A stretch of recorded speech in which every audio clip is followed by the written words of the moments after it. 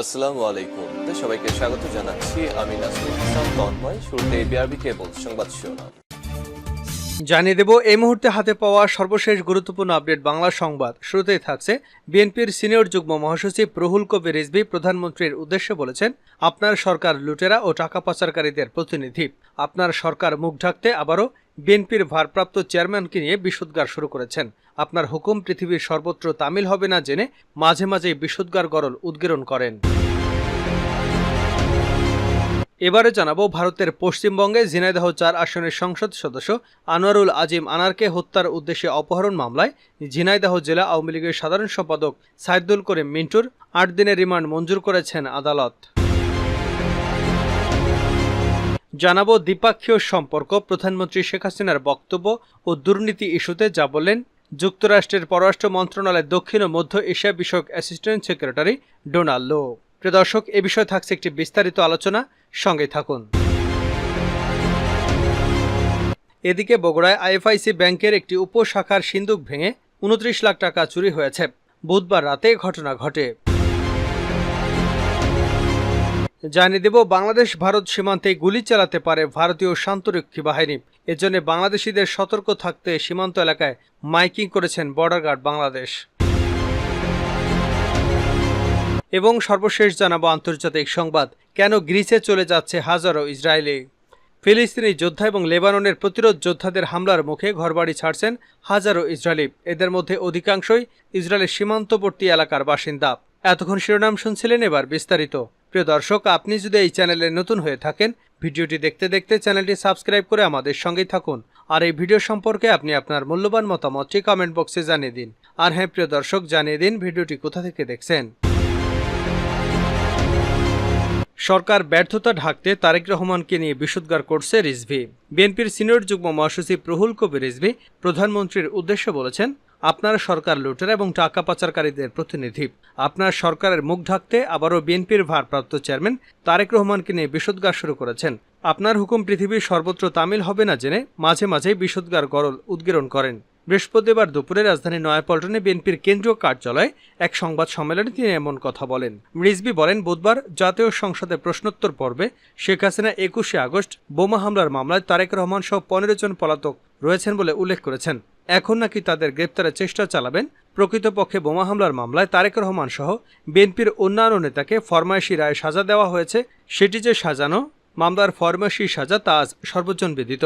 তিনি আরও বলেন, বেনজির কাণ্ড, জেনারেল আজিজ কাণ্ড, লাখো লাখো কোটি টাকা পাচার কাণ্ড, অস্বাভাবিক ঋণখেলাপি কাণ্ড, মন্দ ঋণে ব্যাংক ধসে যাওয়া কাণ্ডে পৃষ্ঠপোষক আপনি। বর্তমান ডামি সরকারের ডামি বাজেটে সাধারণ করদাতা এবং উদ্যোক্তাদের সুবিধা দেওয়া হয়নি। গরিবদের জন্য গুরুত্বপূর্ণ সহায়তা হচ্ছে, সামাজিক নিরাপত্তা বেষ্টনীতে বরাদ্দ টাকা বৃদ্ধি হয়নি। শেখ হাসিনা দেশের অর্থনীতির কাঠামো ভেঙে ফেলেছেন। শেখ হাসিনা নানা অঙ্গীকার আজও সূর্যের আলো দেখেনি। ডলার সংকট, রিজার্ভ তলানিতে চলে এসেছে, ব্যাংকগুলোর খালি হয়ে গেছে। আইন বহির্ভূতভাবে ক্ষমতা ঘনিষ্ঠ ব্যক্তিরা বিপুল অর্থবিত্তের মালিক হয়েছেন। যারা একদিন নিঃস্ব নিঃসম্বল ছিলেন, তারা আজ আওয়ামী লীগের শাসক গোষ্ঠীর সহযোগিতায় ঐরাবতে পরিণত হয়েছে। তিনি বলেন, আমরা সুস্পষ্টভাবে বলতে চাই, জাতীয়তাবাদী শক্তির বিরুদ্ধে ক্রমাগত হুমকি কখনই রাজনীতির ময়দান শান্ত, নিরাপদ এবং সুখময় হয়ে উঠবে না। দেশের জন্য বাকশাল 2 এর অনন্ত শৃঙ্খল থেকে মুক্তির জন্য রুদ্ধশ্বাস অপেক্ষা করছেন। এই মুক্তির আদর্শই হচ্ছে গণতন্ত্র।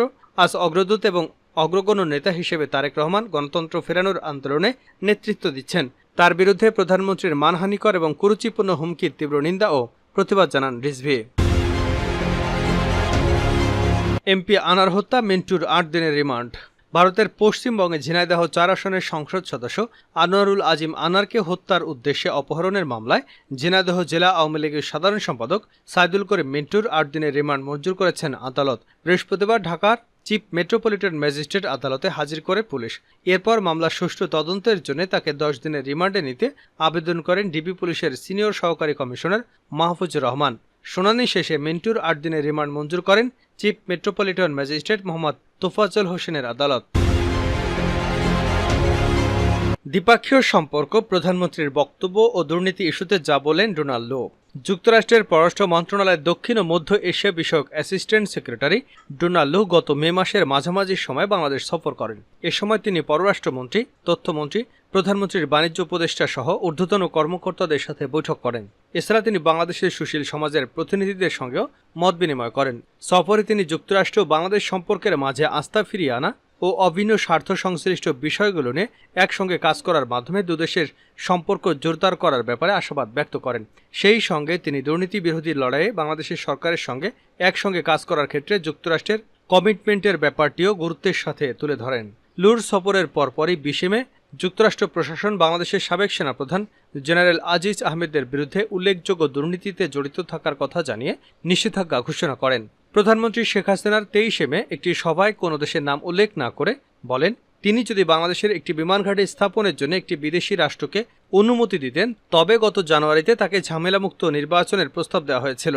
শেখ হাসিনা বলেন, আমি যদি একটি নির্দিষ্ট দেশকে বাংলাদেশের একটি বিমান ঘাঁটি নির্মাণের অনুমতি দিতাম তাহলে আমার কোনো সমস্যা হতো না। বাংলাদেশের প্রধানমন্ত্রী এ বিষয়ে নির্দিষ্ট কোনো দেশের নাম উল্লেখ না করলেও বাংলাদেশের দক্ষিণ এশিয়ার মিডিয়ায় ব্যাপকভাবে প্রচারিত হয় যে তিনি যুক্তরাষ্ট্রকে ইঙ্গিত করে এমন বক্তব্য দিয়েছেন। ডোনাল্ড লু তার এবারের সফরে বাংলাদেশের সরকার বিরোধী রাজনৈতিক দলগুলো যারা 7 জানুয়ারি নির্বাচন বয়কট করেছিল তাদের প্রতিনিধিদের সাথে দেখা না করায় বিরোধী দল এবং সুশীল সমাজের একাংশে ব্যাপক সমালোচনার মুখে পড়েন। এসব বিষয়সহ যুক্তরাষ্ট্র এবং বাংলাদেশের দ্বিপাক্ষিক সম্পর্ক ও যুক্তরাষ্ট্রের ইন্দো প্যাসিফিক নীতিতে বাংলাদেশের ভূমিকা গুরুত্ব নিয়ে ভয়েস অব আমেরিকা সম্প্রতি লুর একটি লিখিত সাক্ষাৎকার নেয়। সাক্ষাৎকারে ডোনাল্ড লু বলেন, আমার সাম্প্রতিক ঢাকা সফরের সময় আমি যেমনটি বলেছিলাম, আমরা সামনের দিকে তাকিয়ে আছি, পেছনে নয়। আমরা বিস্তৃত পরিসরে বিভিন্ন ইস্যুতে বাংলাদেশের সাথে আমাদের অংশীদারত্বকে এগিয়ে নিতে প্রস্তুত এবং আগ্রহী। আমরা আশা করি বাংলাদেশের সাথে আমাদের বাণিজ্য সম্পর্ক আরও গভীর হবে। নারীর অর্থনৈতিক নিরাপত্তায় আমরা আমাদের অভিন্ন স্বার্থকে এগিয়ে নিতে চাই। আমরা ইতিমধ্যে জলবায়ু সংকট মোকাবেলায় একসঙ্গে কাজ করছি। আমরা অংশীদারত্বের ভিত্তিতে দুদেশের মধ্যে নিজেদের অভিন্ন অগ্রাধিকার নিয়ে একসাথে কাজ করে যাবার ব্যাপারেও আশাবাদী। ডোনাল্ড লু আরও বলেন, বাংলাদেশে গণতন্ত্র, মানবাধিকার পরিস্থিতি উন্নয়নে আমাদের জন্য একটি অগ্রাধিকার। আমরা সুশীল সমাজ, সাংবাদিকদের গুরুত্বপূর্ণ কাজকে সমর্থন করে যাব এবং বিশ্বের বিভিন্ন দেশের মতো বাংলাদেশেও গণতান্ত্রিক প্রক্রিয়া এবং প্রতিষ্ঠানগুলোর পক্ষে সমর্থন অব্যাহত রাখব। নির্বাচনী প্রক্রিয়াকে ক্ষতিগ্রস্তকারী সহিংসতার নিন্দায় আমরা সোচ্চার ছিলাম এবং আমরা বাংলাদেশ সরকারকে সহিংসতার ঘটনাগুলোর বিশ্বাসযোগ্যভাবে তদন্ত করতে এবং যারা এসবের সঙ্গে জড়িত তাদের জবাবদিহিতার আওতায় আনার জন্য অনুরোধ করেছি। এই বিষয়গুলো নিয়ে আমাদের যোগাযোগ চালু থাকবে।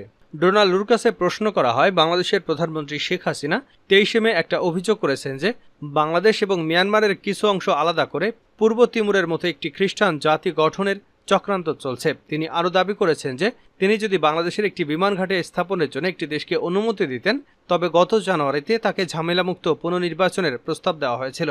প্রধানমন্ত্রী এ বিষয়ে নির্দিষ্ট কোনো দেশের নাম উল্লেখ না করলেও বাংলাদেশ এবং দক্ষিণ এশীয় মিডিয়ায় ব্যাপকভাবে প্রচারিত হয় তিনি যুক্তরাষ্ট্রকে ইঙ্গিত করেই এমন বক্তব্য দিয়েছেন। শেখ হাসিনা বলেন, অফারটি এসেছে একজন সাদা চামড়ার মানুষের কাছ থেকে। আমি যদি একটি নির্দিষ্ট দেশকে বাংলাদেশের একটি বিমান ঘাঁটি নির্মাণের অনুমতি দিতাম তাহলে আমার কোনো সমস্যা হতো না। যোগ করেন তিনি, যুক্তরাষ্ট্র কি কখনো বাংলাদেশকে একটি বিমান ঘাঁটি নির্মাণের আগ্রহ প্রকাশ করেছে? এর জবাবে ডোনাল্ড লু বলেন, এসব অভিযোগ সম্পূর্ণ মিথ্যা। আমরা বাংলাদেশের সার্বভৌমত্বকে সম্মান করি। নির্বাচনের সময় আমাদের অগ্রাধিকার ছিল শান্তিপূর্ণভাবে পরিচালিত অবাধ ও সুষ্ঠু নির্বাচনকে সমর্থন করবার জন্য বাংলাদেশের সাথে কাজ করা। মে মাসে ঢাকা সফরের সময় প্রচণ্ড গরমে বাংলাদেশিদের পাশাপাশি আমি নিজেও জলবায়ু পরিবর্তনের প্রভাব অনুভব করেছি। গুলি চালাতে পারে বিএসএফ, বেনাপোলে সতর্কতা জারি মাইকিং। বাংলাদেশ ভারত সীমান্তে গুলি চালাতে পারে ভারতীয় সীমান্তরক্ষী বাহিনী বিএসএফ। এজন্য বাংলাদেশিদের সতর্ক থাকতে সীমান্ত এলাকায় মাইকিং করেছে বর্ডার গার্ড বাংলাদেশ। বুধবার বিকেল থেকে যশোরের 49 বিজিবি ব্যাটালিয়নের পক্ষ থেকে বেনাপোল এলাকায় মাইকিং করে সীমান্ত এলাকায় যেতে নিষেধ করা হয়েছে। এদিকে রাতে বেনাপোল সীমান্ত এলাকায় গেলে সাধারণ মানুষরা জানান বিজিবি মাইকিং করেছে। তারা বাড়ি বাড়ি গিয়ে সীমান্তবর্তী জমিতে কৃষিকাজ করা ও গবাদি পশু চড়াতে নিষেধ করেছেন। বেনাপোল আইসিপি ক্যাম্পের কমান্ডার মিজানুর রহমান রাতে মোবাইল ফোনে জানান, বিএসএফ অভিযোগ করেছে গত সোমবার রাতে মহেশপুর সীমান্তের বিপরীতে এক বিএসএফ সদস্যকে কুপিয়ে জখম করেছেন কিছু বাংলাদেশি লোক। বিএসএফের এমন অভিযোগের কারণে সীমান্ত এলাকা সুরক্ষায় মাইকিং করে সাধারণ মানুষকে সতর্ক করা হয়েছে। এছাড়া সীমান্তে গোয়েন্দা নজরদারির পাশাপাশি নিরাপত্তা জোরদার করা হয়েছে। শেষ করছে আন্তর্জাতিক সংবাদ দিয়ে, কেন গ্রিসে যাচ্ছে হাজারো ইসরায়েলি। ফিলিস্তিনি যোদ্ধা এবং লেবাননের প্রতিরোধ যোদ্ধাদের হামলার মুখে ঘরবাড়ি ছাড়ছে হাজারো ইসরায়েলি। এদের অধিকাংশই ইসরায়েলের সীমান্তবর্তী এলাকার বাসিন্দা ছিলেন।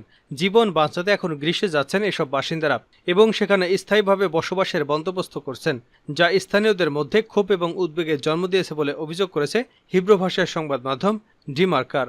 বার্তা সংস্থা তাসনিমের হিব্রু বিভাগের এক প্রতিবেদক বলেছেন, হাজারো ইসরায়েলি পরিবার এখন গ্রিসকে তাদের অস্থায়ী বা স্থায়ী আশ্রয় হিসেবে বেছে নিয়েছেন।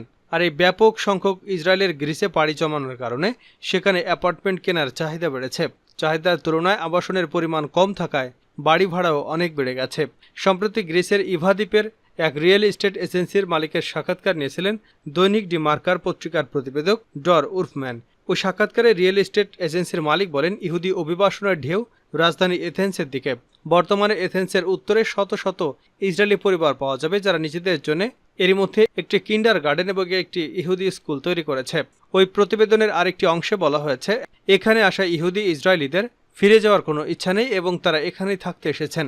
এথেন্সে বসবাসকারী এক ইসরায়েলি এবং গ্রিসে ইসরায়েলিদের একটি সামাজিক যোগাযোগ নেটওয়ার্কের ম্যানেজার তানিয়া ক্রোটেক্সি সাক্ষাৎকারে বলেছেন, আমি ইসরায়েলে ফিরে যাওয়ার কোনো সম্ভাবনা দেখতে পাচ্ছি না।